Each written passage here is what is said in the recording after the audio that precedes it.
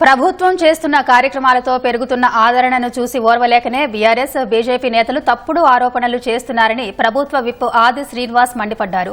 CLP కార్యాలయంలో మాట్లాడిన ఆది శ్రీనివాస్ అతిగా మాట్లాడినందుకే కేసీఆర్ ను ప్రజలు ఓడించారని వెల్లడించారు. పూర్తిగా 5 ఏళ్లు అధికారంలో ఉండేంత బలం కాంగ్రెస్ కు ఉందన్న ప్రభుత్వ విప్ బీఆర్ఎస్ తో కలిసి బీజేపీ నేతలు కుట్రలేమైనా చేస్తున్నారా అని ప్రశ్నించారు.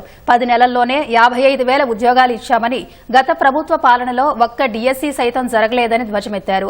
ఇందిరాగాంధీ భర్త ముస్లిం కాదు, పార్సీ అని వెల్లడించిన ఆది శ్రీనివాస్ బీజేపీ నేతలు చరిత్ర తెలుసుకోవాలని విమర్శించారు. ఫిరోజ్ జహంగీర్ గాంధీ గారు తర్వాత గాంధీ అనేది వచ్చిన వారికి 1912 సెప్టెంబర్ 12న అప్పటి బాంబే ప్రెసిడెన్సీలో జోరాస్ట్రియస్ మతానికి చెందిన పార్సీ కుటుంబంలో జన్మించాడు.